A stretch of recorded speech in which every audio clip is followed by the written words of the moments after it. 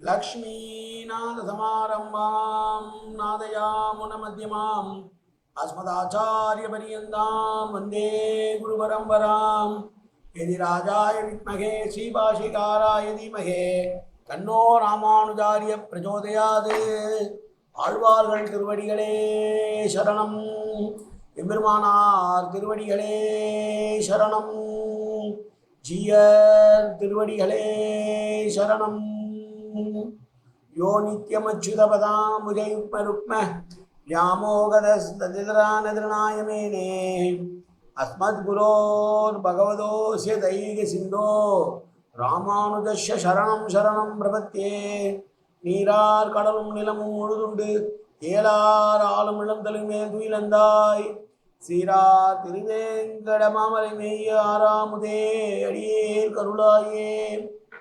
எல்லாம் வல்ல ஏழுமலையான் பெருங்கருணையால் 4000 திவ்ய பிரபந்த பாசுர பதிவேற்றங்களின் வரிசையில் இன்றைக்கு 2388வது நாள் பாசுர பதிவேற்றம். திருமங்கை ஆழ்வாருடைய பெரிய திருமொழியில 10ஆம் பத்திலே வரக்கூடிய 4ஆம் திருமொழியுடைய 7வது பாசுரம், 937வது பெரிய திருமொழி பாசுரம், யசோதையாய் கண்ணனை அனுபவிக்கிற ஆழ்வாருடைய பாசுரத்திலே இது கிருஷ்ணாவதார பாசுரம் 7. யசோதையாய் தான் மாறி கண்ணனை பால் உண்ணவா என்று அழைக்கிறாள். யசோதை அழைப்பதாகவே ஆழ்வாருடைய இந்த பாசுரங்கள் அமைந்திருக்கிறது. அதிலே இது 7வது பாசுரம். முதலிலே தனியன் கலையாமி கலித்வம்சம் கவிம்லோக திவாகரம் இஷகோபி பிரகாசாவி ஆபித்யம் நிகதம் தம வாழி பரகாலன் வாழி கலிகன்றி வாழி குறையலூர் வாழ்வேந்தன் வாழியரோ மாயோனை வாழ்வழியால் மந்திரங்கள் மங்கையர்கோன் தூயோன் சொல்லுமான வேல் நெஞ்சுக்கு இருள் கடி தீபமடங்கா நெடும்பிறவி நஞ்சுக்கு நல்ல அமுதம் தமிழ் நன்னூல் துறைகள் அஞ்சுக்கு இலக்கியம் ஆரண சாரம் பரசமய பஞ்சு கனலின் பொறி பரகாலன் பண்பல்களே எங்கள் கதியே ராமானுசமுனியே சங்கை கெடுத்தாண்ட தவராசா பொங்கு புகழ் மங்கையர்கோன் இந்த மறையாயிரம் அனைத்தும் தங்கு மனம் நீ எனக்கு தா மாலை தனிவழியே பறிக்க வேணும் என்ன போலை பதிவிருந்த கொற்றவனே வேலை அனைந்தருடும் கையால் அடியேன் வினையை துணித்தருள வேணும் துணிந்து. 937வது பெரிய திருமொழி பாசுரம். தன் மகனாக வன் பேச்சு தான் முளை உண்ண கொடுக்க வன்மகன் ஆயவள் ஆவி வாங்கி முளை உண்ட நம்பி நன்மகள் ஆய்மகளோடு நான் இளமங்கை மணாளா வன்மகனே அம்மம் உண்ணாய் என் அம்மம் சேமம் உண்ணாயே. கிருஷ்ணாவதாரத்தை எடுத்துக்கொண்டாலே பூதனை இல்லாமல் கிருஷ்ணாவதாரம் இல்லை. என்னதான் பாக்கியம் செய்தாளோ அவள்.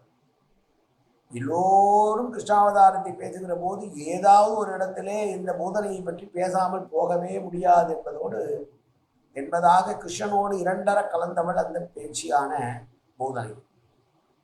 அவள் எப்படி வருகிறாளாம்? கம்சனுடைய ஆணை கேட்க குழந்தைகளை கொல்ல வருகிறாள். நந்தகோபனுடைய குடும்பத்திலே நந்தகோபனுடைய வீட்டிலே மிக கோலாகலமாக இருப்பதை பார்க்கிறாள்.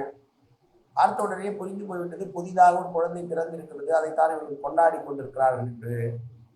கம்சனுடைய உத்தரவை என்று அவனை கொல்ல வேண்டும் என்று வருகிறாள். வருகிற பொழுதே அவளே தாயாக மாறி வந்தாளாம். யசோதை போல என்னுடைய குழந்தைக்கு எப்படி ஒரு தாயானவள் தன்னுடைய குழந்தைக்கு பால் கொடுப்பாளோ அதுபோல வந்து தன் மகனாகவே கண்ணனை நினைத்து வந்து தன்னுடைய பெய்முலையை கொடுக்கிறாள் அவள்.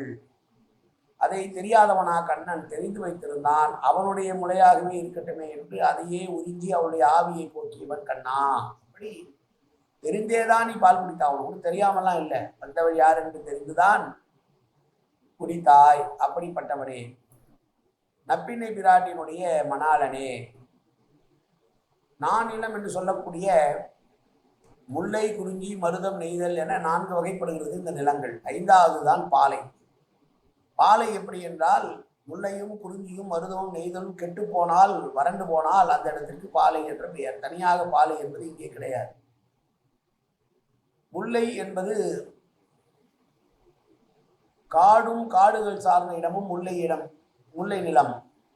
மலையும் மலை சார்ந்த இடமும் குறிஞ்சி நிலம். நாடும் நாடு சேர்ந்த இடம் மருத நிலம். கடலும் கடல் சார்ந்த இடமும் நெய்தல் நிலம். இதில் எது கெட்டாலும் அது பாலையாக போய்விடும் என்பது நம்முடைய இலக்கணம். ஆனால் இங்கே 4 வகை நிலம் என்று சொல்வது பொதுவாக நிலத்தையே குறிக்கிறாள். அப்படி 4 வகை நிலங்களுக்கும் உரிதான தலைவனே என்னுடைய பாலை குடிக்கவா.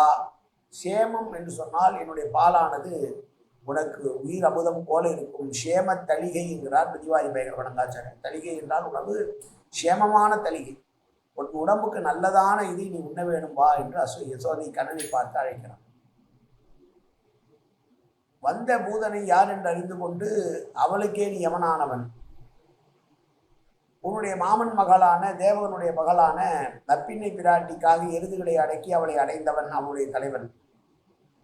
மொத்தத்திலே பூ உலகம் முழுவதற்கும் நீதான் மணாளன், பூமாதேவியினுடைய பிரான் நீ. இவ்வளவுலாம் இருந்தாலும் கூட நீ என்னுடைய மகன், அதுதான் எனக்கு சிறப்பு. என்ன மா தவம் செய்தேனோ நீ எனக்கு மகனாய் பிறந்திருக்கிறாய், என்ன மாதவத்திற்கும் நீ அடைய மாட்டாய், நீ விரும்பியதால் எனக்கு மகனாக வந்தாய்.